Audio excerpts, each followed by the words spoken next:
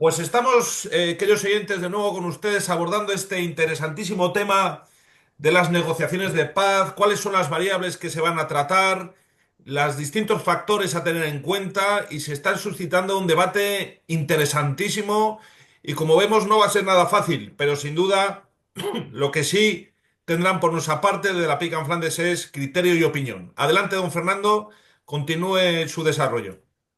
Bueno, siguiendo con el tema de los puntos a tratar en estas negociaciones, pues hablando de los territorios, pues Kursk ya se ha comentado cómo últimamente los rusos están reduciendo de forma drástica un poco el tamaño de esa bolsa.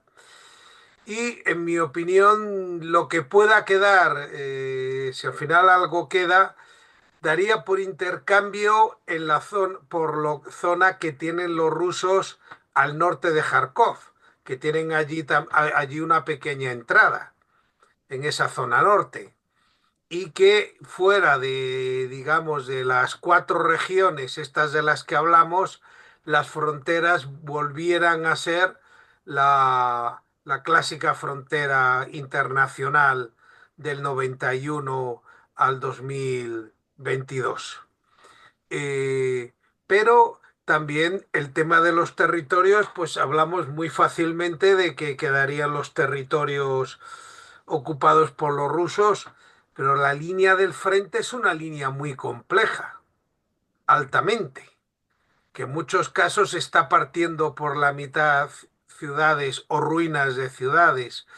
O sea que la fijación un poco de esa línea, digamos, de territorio que quedaría en manos de Rusia y lo que seguiría siendo Ucrania, no sería algo fácil de tratar sobre los mapas y me imagino que ahí sí que habrá mucha conversación ruso-ucraniana. No hemos tocado el tema de los prisioneros, que también un poco en qué medida o cómo o cuándo irán volviendo. Zelensky está demandando que se haya al principio, pero digamos normalmente hasta la firma de la paz no se suelen devolver, salvo intercambios equitativos, los prisioneros que puedan tener capacidad militar.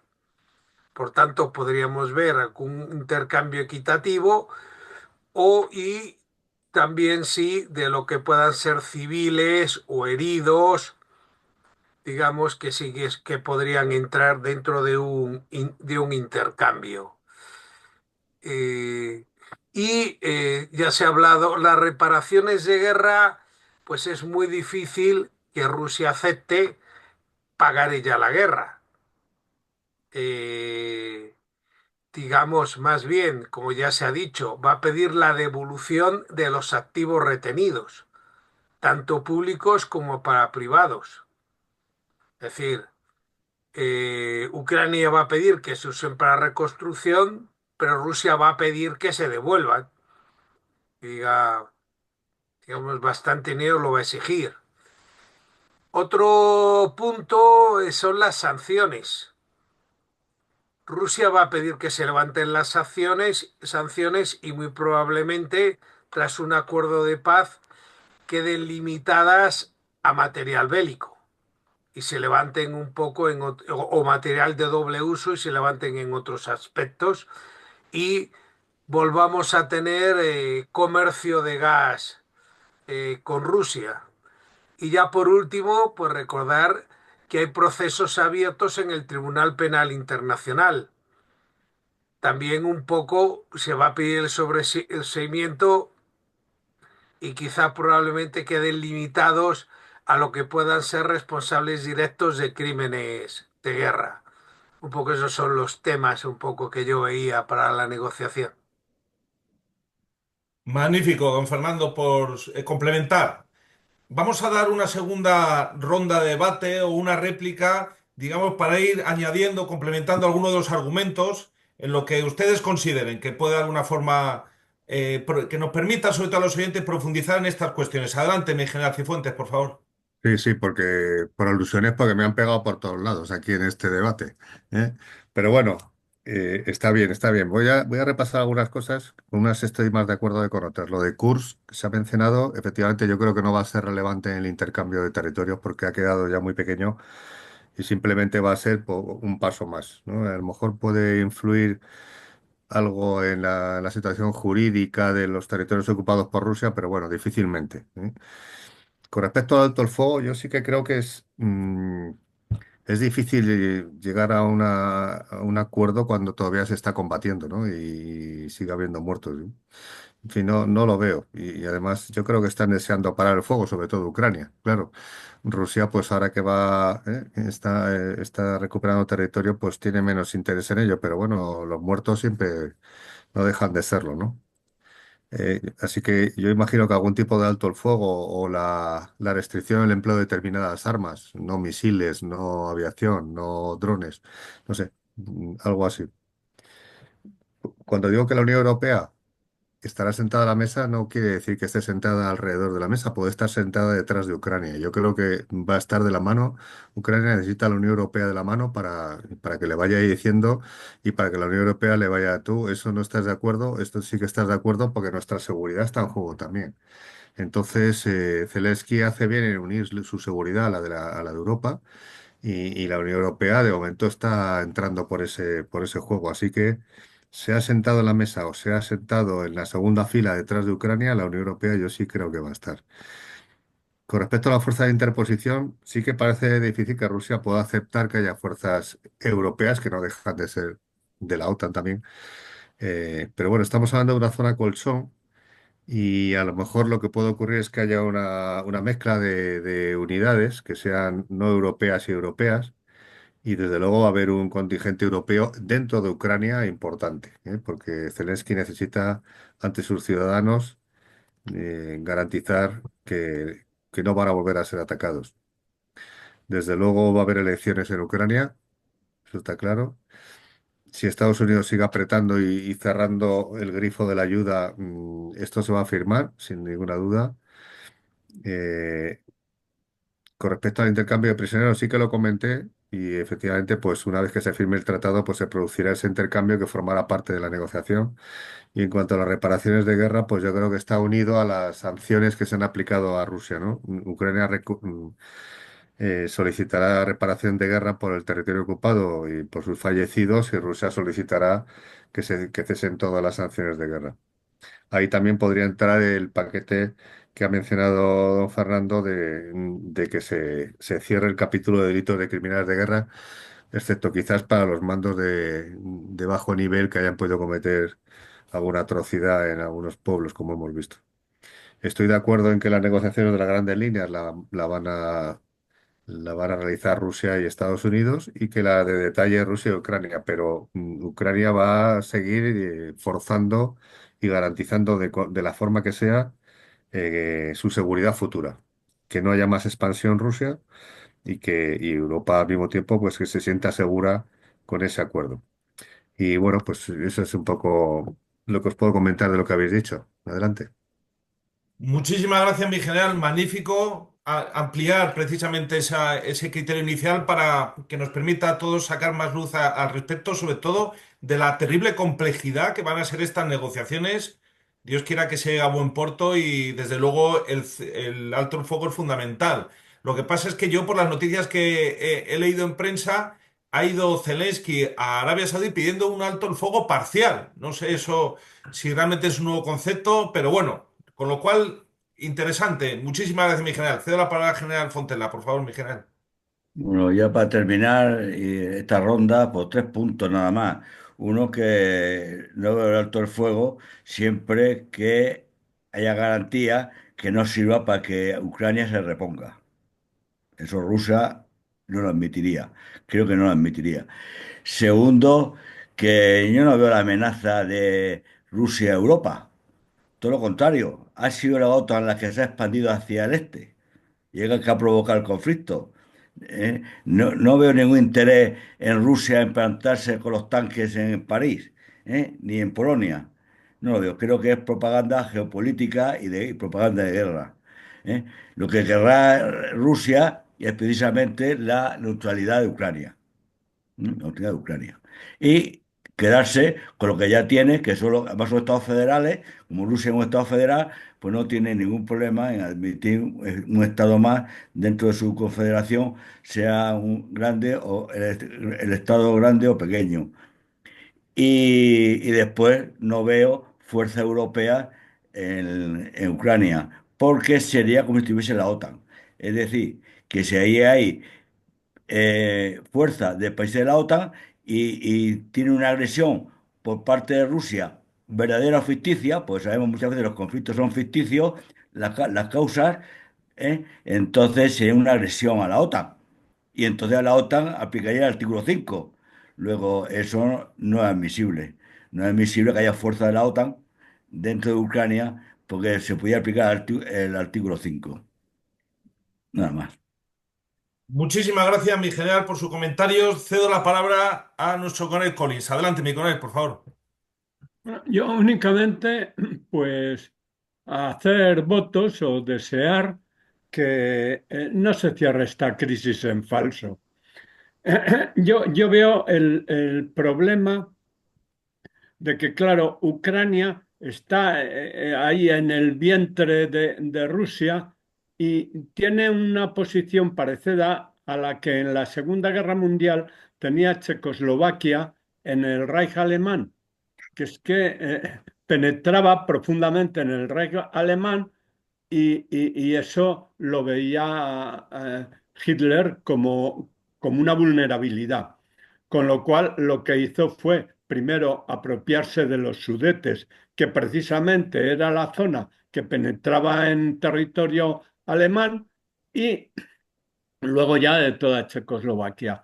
Bueno, pues a mí me parece que puede ser una situación parecida la de Ucrania en Rusia y bueno, aunque las guerras actuales tienen menos componente territorial que las antiguas, es menos importante el ocupar una zona de terreno, pues creo que se puede alargar el conflicto si eso no se arregla bien por medios diplomáticos o por medios diplomáticos, tiene que ser.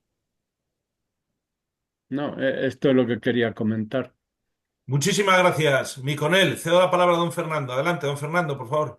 Sí, ya ver que las experiencias un poco históricas de alto el fuego, desde luego en Corea no lo hubo con largas conversaciones y en Vietnam también, digamos, hubo sus pausas de interrupción y de reanudarse y muchas veces acaban siendo un elemento más de negociación.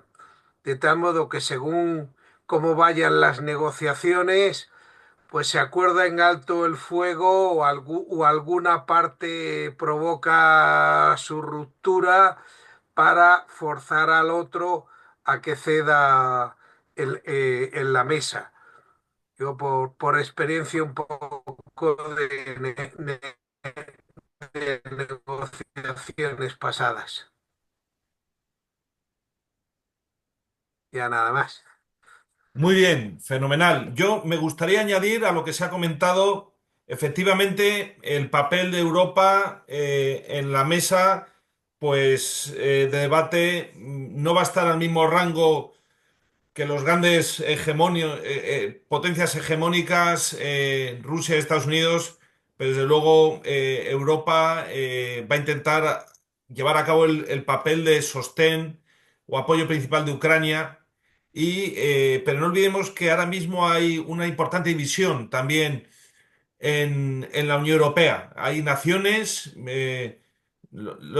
que no se dice mucho en los medios de comunicación españoles, como Hungría, como Eslovaquia, como Croacia, como Rumanía, que ahora mismo está viviendo una convulsión interna muy importante porque hay un candidato que es abiertamente, no voy a decir prorruso, pero sí partidario de marcar un límite a esa posición belicista. Entonces, claro, la Unión Europea puede salir muy, muy debilitada y muy fragmentada, y eso es una realidad que yo no sé cómo lo van a gestionar desde Bruselas, pero por mucho que se empecinen aumentar el gasto militar. Habrá que ver cómo evoluciona electoralmente Europa, si es que dejan que naciones como Rumanía puedan elegir libremente a sus dirigentes, ¿no? Eh, Está el tema de las sanciones. En las sanciones yo estudié, de hecho, de una conferencia en la Universidad Financiera de Moscú, lo que nos costó a España las sanciones económicas del 2014 en el campo de la agricultura. Estábamos hablando de 500 millones de euros anuales que perdió España como consecuencia de las sanciones europeas y como consecuencia de las contrasanciones rusas.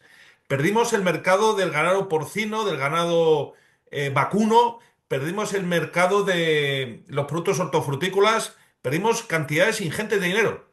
Entonces, al final, lo queramos o no, el revertir las sanciones puede ser una manera, digamos, de recuperar esos vínculos económicos y verlo todo más en un ámbito multipolar, donde no haya un nuevo muro de Berlín, sino que realmente a través del comercio, como ha sido históricamente, se baje la tensión a estos conflictos. Va a ser muy, muy difícil, pero yo me gustaría en ese sentido destacar que en el 2014 España salió muy, muy perjudicada.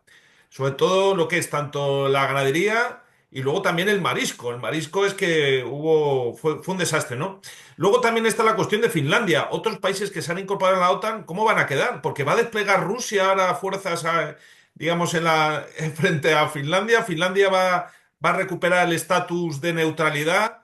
Eso es muy interesante porque no se ha abierto solamente el flanco de Ucrania, está el flanco de los países bálticos, sobre todo los tres países bálticos y toda esa gestión. Y luego no olvidemos que allí hay odios ancestrales que vienen pues, de situaciones traumáticas para múltiples naciones, ¿no? Polonia y los países, vamos a decir, de esa parte, Letonia, Estonia y Lituania, ¿no? Y luego también está el caso de Moldavia. Moldavia ahora mismo es una antigua república de la URSS que está ahora mismo también en la cuerda floja.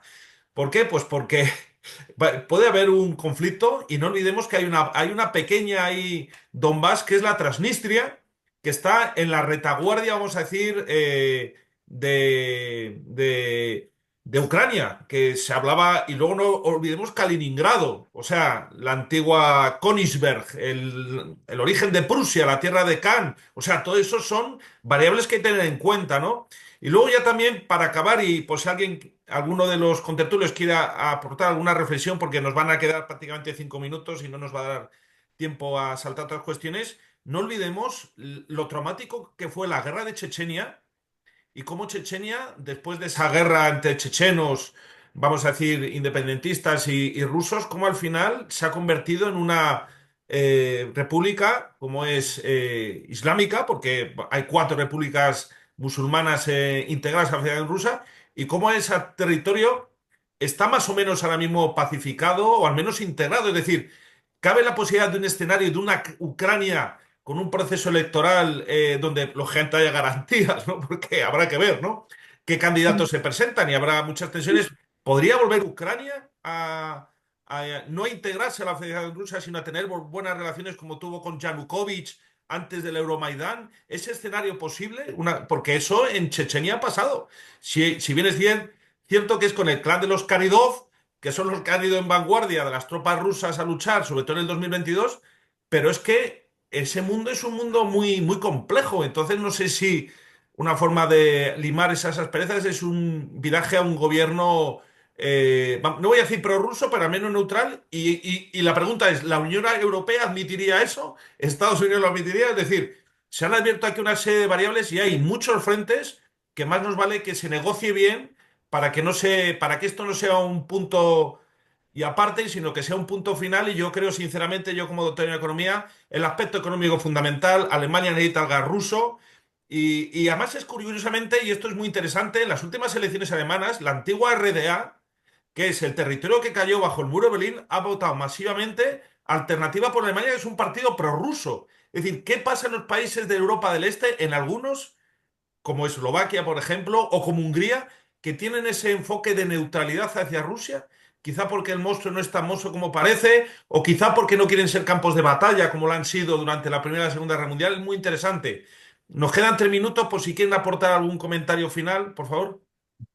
No, Miguel. yo creo que lo que has comentado de las elecciones en Ucrania se van a producir y que haya un candidato eh, que se acerque más a Rusia puede ser, ¿no? No le veo ganando, ahora mismo no le veo ganando, ¿no? Pues el conflicto está latente y muchos muertos y es complicado, pero en fin, seguramente con el paso del tiempo puede llegarse a posturas más neutrales, ¿no?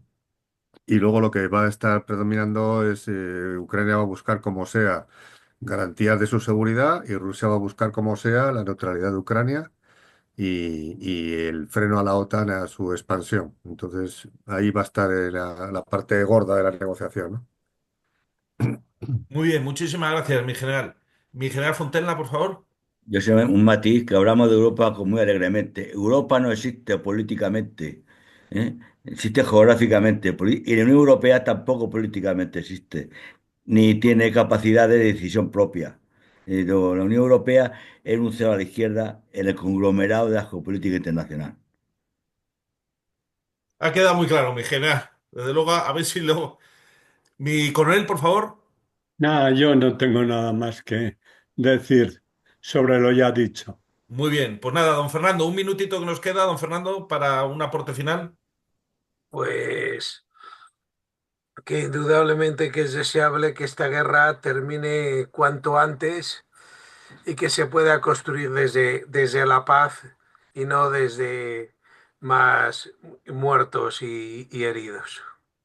Pues nos quedamos con ese llamamiento, don Fernando. Lo importante es que haya paz y sobre todo que saquemos la conclusión de que todo esto viene efectivamente de la caída del muro de Berlín en el año 89 y de cómo nos han quedado lo que se llaman esos conflictos soviéticos congelados que se están descongelando y al final provocan estas tensiones.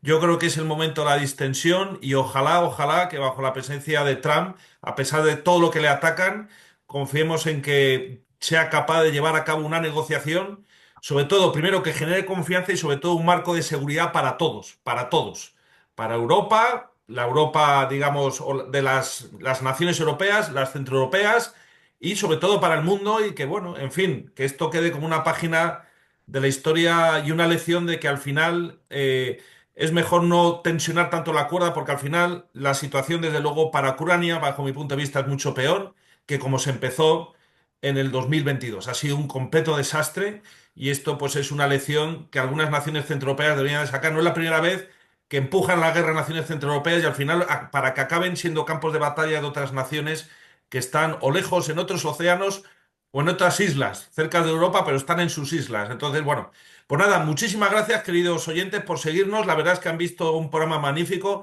se han tratado muchísimas variables y desde luego que estaremos en la Pica en Flandes muy encima y además, como han visto, con esta visión plural, cada uno con su opinión y al final siempre todos movidos con nuestro patriotismo español porque lo que queremos es el bien para España y que de luego España no se vea salpicada y sobre todo que tenga seguridad, no solamente hacia el norte o hacia el este, sino sobre todo hacia el sur, que es lo que más nos preocupa a los españoles. Muchísimas gracias por su atención, les esperamos la semana que viene.